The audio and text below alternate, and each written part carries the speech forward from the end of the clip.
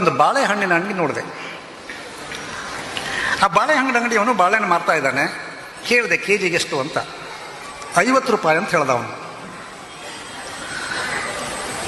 ಮನೆಯವ್ರಿಗೆ ಕೇಳಿದೆ, ಏನೇ ತಗೊಳ್ಳ, ಸುಮ್ಮನಿರಿ, ಮುಂದಕ್ಕೆ ಹೋಗುವ. ಸರಿ, ಇನ್ನೊಂದು ಅಂಗಡಿಗೆ ಹೋದೆ. ಅಲ್ಲೂ ಬಾಳೆಹಣ್ಣು ಇಟ್ಟಿದ್ದ. ಅವನ ಹತ್ರ ಕೇಳಿದೆ ಬಾಳೆಹಣ್ಣಿಗೆ ಎಷ್ಟು ಅಂತ. ಅವನು 30 ರೂಪಾಯಿ ಅಂತ ಹೇಳ್ದ. ಒಂದು ಅಂಗಡಿ ಆಚೆ ಈಚೆ ಇವನು ಬಾಳೆಹಣ್ಣು ಮಾರ್ತಾ ಇದ್ದಾನೆ 50 ರೂಪಾಯಿ.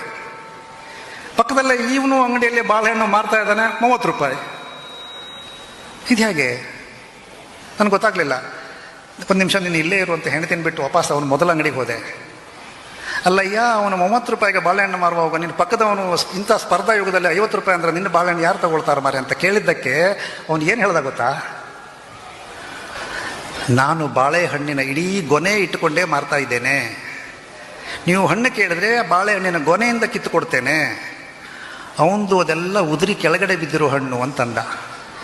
ನನಗೆ ಒಮ್ಮೆಗೆ ಬಿಸಿ ನೀರನ್ನು ಹೀಗೆ ಚೋಕಿದಾಗ ಆಯಿತು. ಯಾಕೆ ಹೇಳಿ? ಸಮಾಜದಲ್ಲಿ ಎಲ್ಲರ ಜೊತೆಗೆ ಇದ್ದರೆ ಬೆಲೆ ಜಾಸ್ತಿ.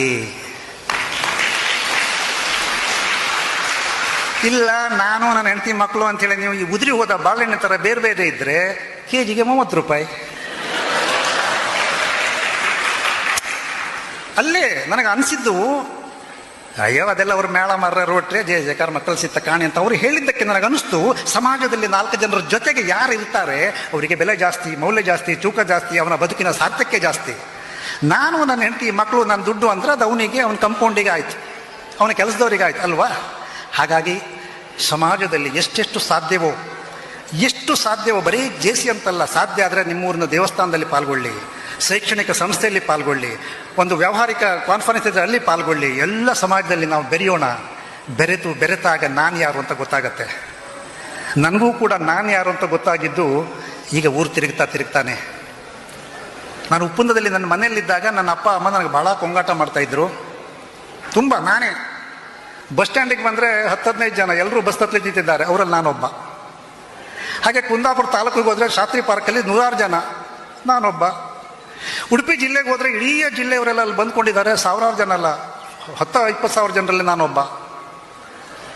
ಅಂದರೆ ನಾನು ಯಾರು ಅಂತ ಗೊತ್ತಾಗಬೇಕಿದ್ರೆ ನೀವು ಮತ್ತಷ್ಟು ಎತ್ತರಕ್ಕೆ ಇರಬೇಕು.